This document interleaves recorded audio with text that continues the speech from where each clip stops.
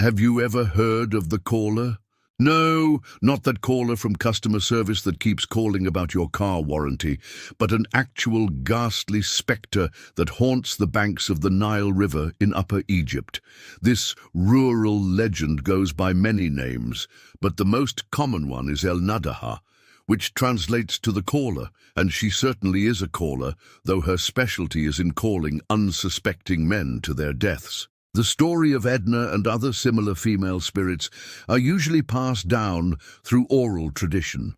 They're frequently told around campfires by Bedouin storytellers to terrified audiences of children. But the basic plot remains the same. At night, when the moon is full and the desert wind is at its most ferocious, a woman will appear on the banks of the Nile. Her beauty is unmatched, and her voice rings out like a siren song across the darkness. She calls the names of men that she desires, and those men can't help but answer to her call. If you've seen Disney's take on the Egyptian setting of The Prince of Egypt, then you probably remember the song When You Believe. The animation makes it seem like a lullaby, but Ramin Karimlou's powerful voice makes it more like a desperate plea. It's almost as if Moses is about to be seduced by the idea of letting go of his mission and just enjoying life for a change. And that's exactly what happens to the men who hear the Edna.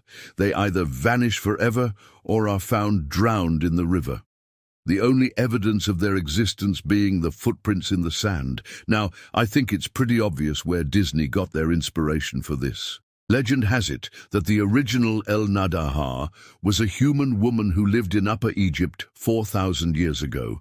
Some versions say she was a princess, but others insist that she was nothing more than a simple peasant girl. What we know is that she fell madly in love with a handsome young man named Hatnub, who was also the son of a local lord. He was everything she thought a man should be: strong, silent, and brave. He protected her as she floated down the Nile River in a small boat and sang songs to her while they feasted under the stars. But one night, while the happy couple was sailing home from the market, they encountered a band of robbers. Now, obviously, the men in the boats attacked without hesitation, but Hatnub fought back. He brandished his sword and sliced one robber's head clean off. The rest didn't stand a chance. After giving them a sound beating, he tossed them into the river, locked up the boat, and carried on with his evening. As they sailed past an island, Hatnub told his lover that he would meet her there the next night, so they could be together away from prying eyes. El Naddaha agreed, and the two went their separate ways until sunset. But when she arrived at the island, Hatnub wasn't there. Instead, she found a group of men hiding among the reeds, and when they saw her, they came running, weapons in hand. It turned out that these men were the brothers of the man Hatnub had killed. They demanded that El Naddaha hand over her lover's body so they could get their revenge. But she refused. She didn't know that Hatnub had been killed, and she didn't intend to let some ignorant thugs have her way. The brothers weren't having it, though. They forced the girl into the water and held her under until she promised to bring them Hatnub's corpse. Then they let her go, believing that they had scared her off. But El Naddaha wasn't going anywhere. She swam after the men, grabbed onto one of their boats, and hid inside. When the others returned to find her there, they made her swear to secrecy, and then she helped them row to the shore. Only when they had gone did she slip away, and nobody ever saw her again. From then on, she became the ghost of the Nile, forever doomed to roam its banks and search for her lost love. That's right. El Naddaha isn't just some evil spirit preying on lonely men. She's a tragic figure whose soul is bound to earth because of the cruelty of others. And yet, she's also known for snatching men away from their loved ones, leaving behind wives and children who never see their husbands or fathers again. So which one is it? Is she a harmless spectre or an evil hag? Well, the truth is that legends like this don't have simple answers. In fact, I think that's why stories like this survive for thousands of years. People keep retelling them because they want to know the world they live in. Because no matter how hard we try, we can't understand why bad things happen to good people. In ancient times, when there were no therapists or psychiatrists, people like Edna were blamed for taking victims away, usually male victims. But women were sometimes taken too.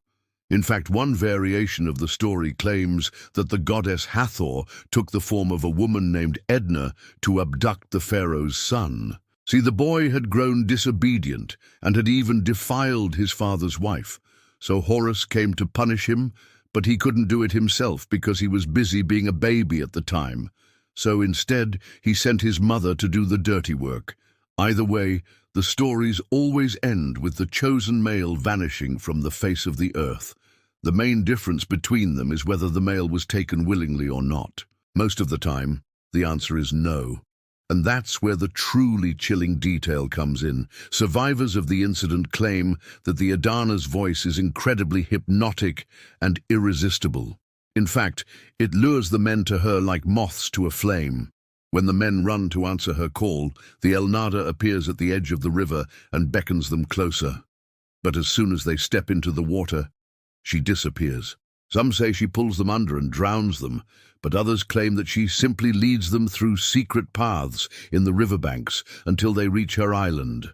Once there, she feeds them food and drink and gives them shelter for the night, and during their stay she makes them feel like kings. She strokes their hair and tells them how beautiful and strong they are, and they can't help but believe her. When the morning sun rises, the men are given one last feast and allowed to take whatever treasures they desire from the Adana's hoard before they are returned to civilization. However, no man ever returns to tell the tale. The treasure is never discovered, and the villagers never learn what happened to their missing neighbors. That's because Naddaha has stripped them of their memories, making them forget everything about their former lives. And she lets them wander the countryside as empty shells of their former selves. So if you ever hear a beautiful woman calling out your name in the middle of the night, I suggest you ignore her. Just pretend you're Moses and hope she goes away. So what should we talk about next? Please let me know in the comments below. And as always, thanks for watching. Goodbye.